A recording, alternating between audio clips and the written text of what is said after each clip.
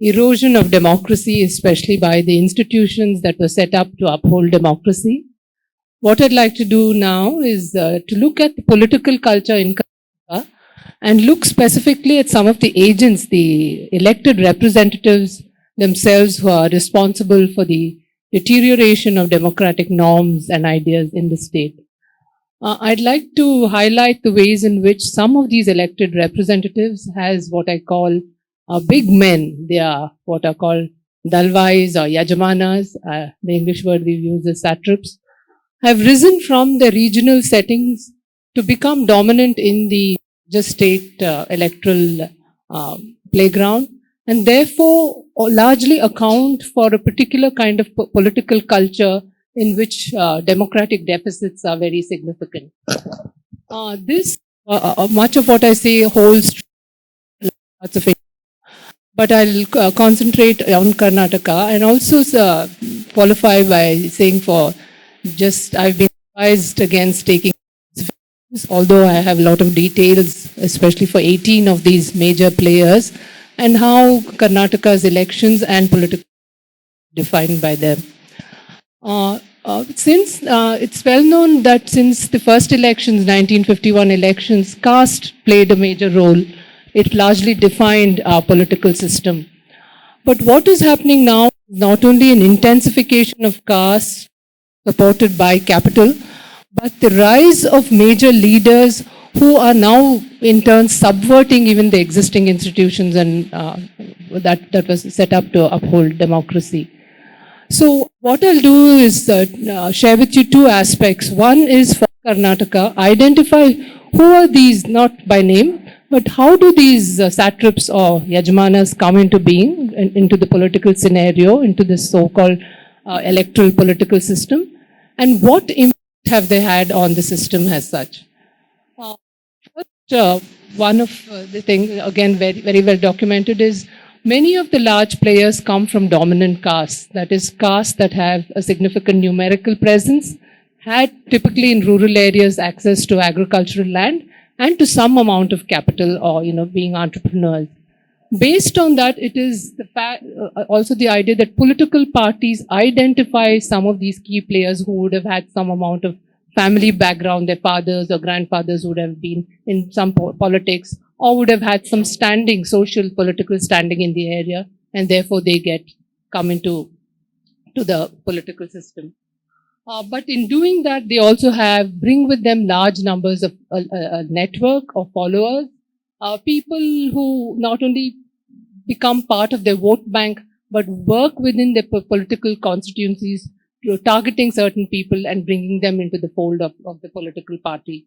So basically, the way they function is on the old, what is called the Yajmani or Jajman system. The elected representative or the leader poses as a patron, saying that I will give you certain benefits, you give me the votes, although later you would see that the accountability system does not kick in at all. But the electorate is treated primarily as clients, that is, people, you give me a vote, I may give you certain things, but on very personalized basis. And this is very important to understand how this personal dynamics and interrelationships between the elected representative, his followers, and then into the constituents becomes a way in which democratic processes are actually bypassed. They play multiple roles. In politics, for the party, they may mobilize votes, garner votes, say, in this area, I would get you from this group or so much votes, etc. That would be their primary visibility. But more importantly, at the level of development, they act as mediators. For example, I will bring you this irrigation project. I will bring you a factory. I will set up a school. I will promise you to have, if it is a taluka that has certain problems, I will set up a new district. And this is what has happened, especially since the past 2 decades, the carving of new districts by certain of these dominant leaders. Socially, they act as negotiators between various groups, not only local conflicts, even personal family politics that they negotiate, but also where there are major conflicts.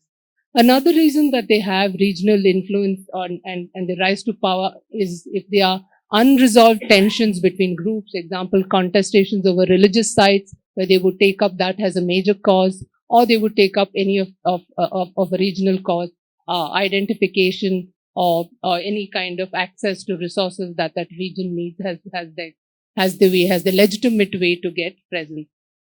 In the public roles that they play is primarily in terms of being present for the media, inaugurating either temples, any kind of religious sites, inaugurating buildings, attending at weddings of influential people, or even attending weddings at the local level, but continuously reinforcing the patron role, making sure that their visibility is always intact.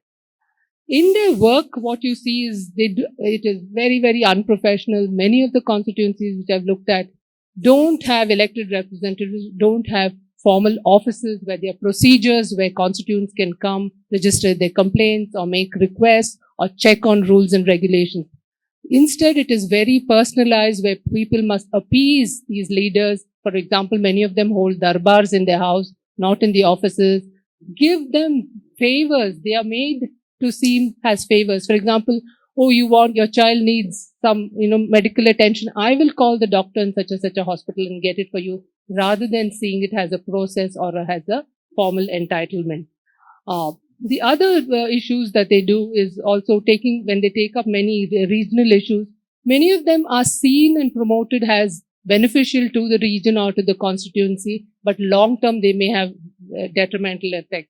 For example, we've seen in the case of irrigation projects, the long-term ecological impacts that they have, or in many cases, land acquisition, which Justice Das has written very eloquently about, facilitating land acquisition, making it sound like this is good for urbanization, this is good for the new industrialization, and therefore it will bring investment to the area. But in many ways, those are the ways in which they actually gain power.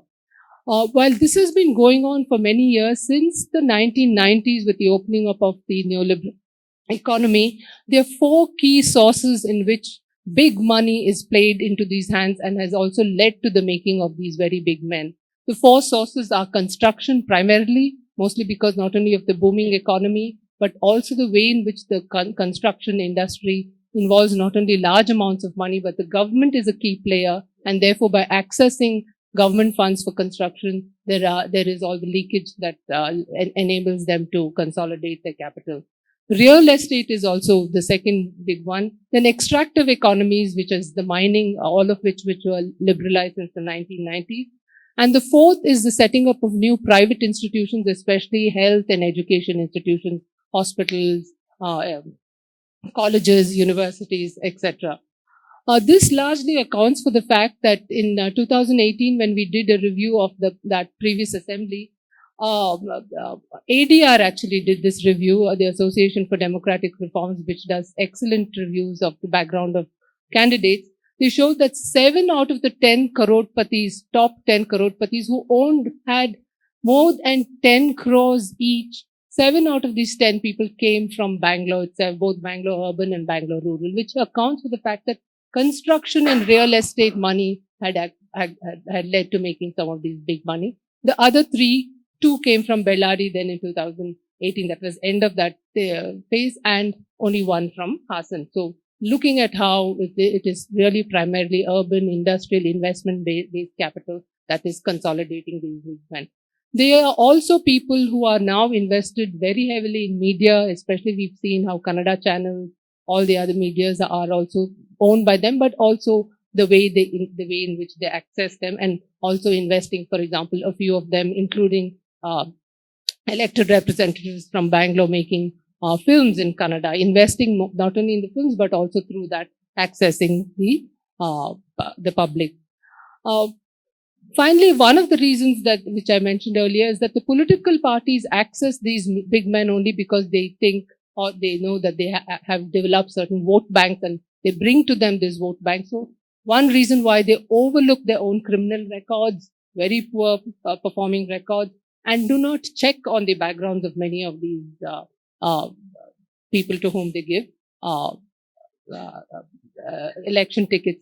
The fallout of this is two. One is it also accounts for the fact that if you looked at the 1950s to 1960s assembly in Karnataka, we actually had many more women candidates and participants. That has declined Mostly because parties are seeking to give tickets to big men, and many women are not seen as competing or good enough to bring this vote bank along with them. And we've had this recent case where in Mandya, a well-known, a very popular woman was not given a ticket, and therefore she left the party and actually then stood as an independent candidate and actually won the election. So this is one thing. The other effect is that many of these big men do not have allegiance to any single party at all. Since their focus is on consolidating wealth and power, they are the ones who can easily be bought. And we saw this very clearly in 2019 when the coalition government collapsed. And many of these people were actually bought, and we know large sums of money changed hands and a new government was formed. So the fluidity and the lack of democratic norms and the violation of some of the structures are happening because of this kind of political culture that has been fostered more and more, especially which we are seeing in Karnataka. So what is the impact? What kind of political culture are we seeing? I would like to list out several factors. One, which I mentioned briefly, is the style of functioning, extremely personalized politics, whereas occasionally there is appeasement of candidates. There is no professional processing of complaints. Very largely, there is no accountability. I think, Professor Verma, you pointed out very clearly and very well that the onus lies on us. And I think this is has been a major disadvantage, is that even we as citizens have not held our elected representatives accountable. For example, the few times I have petitioned the MLAs in my region, we've always been either ignored or dismissed as, foolish people saying foolish things and misleading people, etc. So the fact that there is no formal process where we can petition them and also get their responses and then highlight it to the media, I think also accounts for the fact that they remain very unaccountable to not only to the constituents, but to the larger system itself. A lot of government expenditure, which even if they do bring, is promoted not as coming from the state or from the government, but has their own personal largesse. For example, charitable activities, things that are given as part of welfare schemes, etc., very often have the pictures of these leaders, or or their photographs, or they have big splashes during the inaugural or during the times when this money or any amounts or schemes are dispersed. We see it particularly in the context of schools, in welfare schools, in physically challenged people, SC/ST, scholarship distribution, other scheme distributions, hostels, etc. So the most disadvantaged groups, much of the schemes are captured and presented as personally given rather than coming from the state. Professor Verma reminds me of MP LADs, the MP local area development funds, which are again used in a very personalized ways. For example, significant proportion of the funds have gone into setting up what are called samudaya bhavans. Most of them, once they are constructed, become ghost structures. They are very rarely used or used for any kind of really community activities, except a few which are rented out for occasional weddings, etc. So very significant misuse of the funds, but also personalizing the funds is what we see. If you look at the attendance at the Legislative Assembly, we also see very poor attendance. In 2018, when we did a review, Harish Narsappa and I from the organization, we found that only 12% of the elected legislators had 100% attendance. Some 32% had between 60 to 70%, and a large percentage, about 48 to 50%, had less than 40%. You've seen repeatedly every time the assembly meets, the speakers are inviting, besieging legislators, please come and attend the session, which is absurd. That is their primary role, to be in the sessions, to participate in legislative processes, but they are not there. In the case of some issues, when we had spoken to legislators, many of them didn't even know details of the bills that were being discussed. Oh, hauda, ee ತರ ಆಗ್ತಾ ಇದೆಯಾ, ನಂಗೆ ಗೊತ್ತಿಲ್ಲ, ನಾನು ಹೋಗಿ ಓದ್ಬಿಟ್ಟು ಹೇಳ್ತೀನಿ, they would say that. I will read it and let you know later. But that is because not only are they not attending, they are not even following up on the details of the bills, of the issues that are important. As you saw in 2022 December, in the winter assembly, again, the speaker was requesting legislators to attend, and it showed that there was just between 60 to 70% attendance, and there was no like universal 100% attendance was not recorded even for a single day in the winter assembly. Uh, some more key features in the way in which these leaders, these yajmanas are functioning is they also lead to the erosion of the key democratic structures and processes and to the institutions.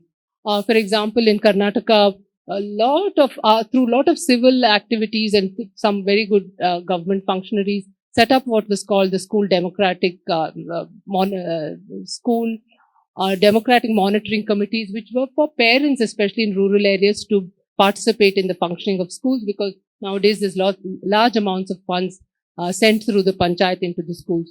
Many MLAs insist that it is their people, people from their vote bank who are members of these units or organizations, only so much so because then there can be leakage through that into them. They are interfering in appointments, in transfers, and in access to resources at all levels, as a result of which very often they are bypassing rules and regulations of functioning of even large numbers of government bodies. For example, we know very well about the recent complaint by the PWD contractors who spoke about 40% commission, but they also influence the way in which the executives members are appointed to certain positions.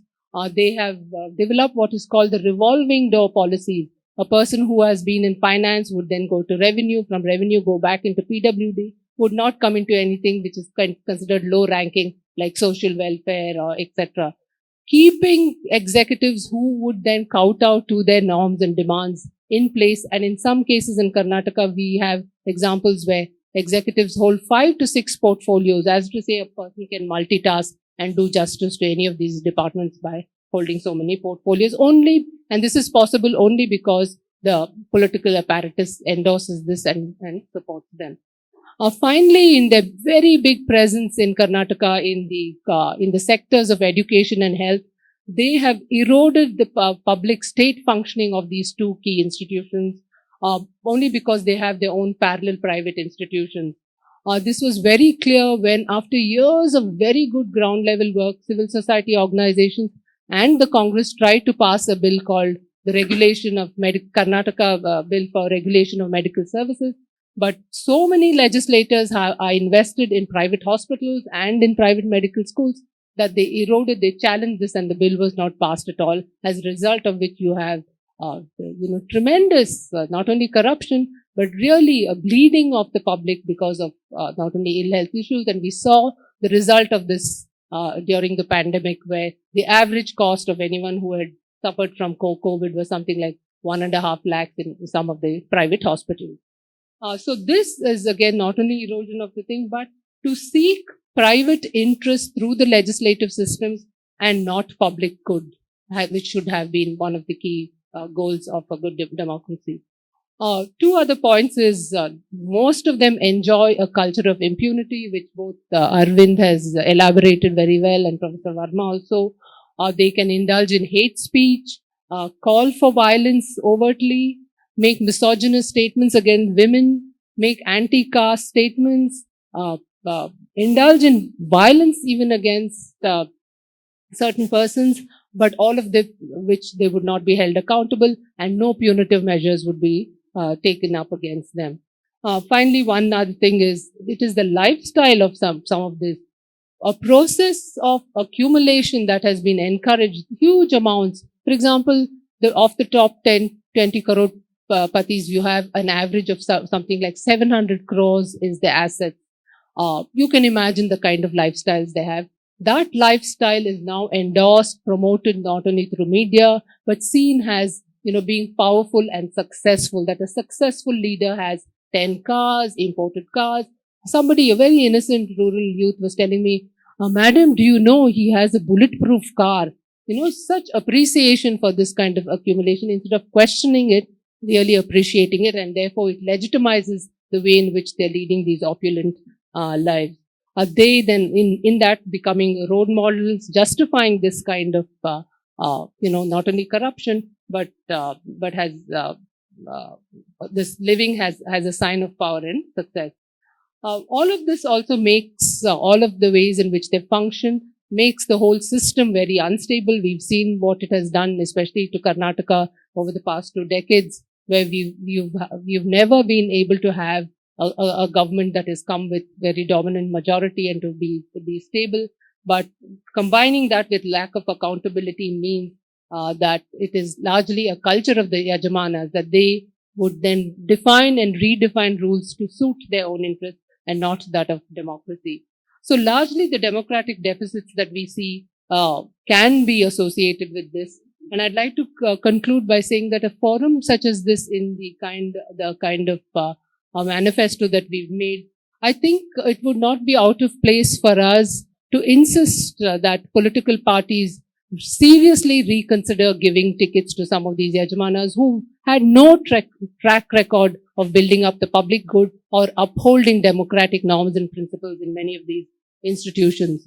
In addition, we should also look at the ways in which we as citizens need to recognize our responsibilities and come up with very decentralized, whether it is holding a village panchayat and therefore all elected representatives, even at that level, to the to the highest level, to the ministerial level, or to even to the chief minister, accountable to have not only watch bodies, but to participate in those processes in which we hold our elected representatives responsible. Thank you.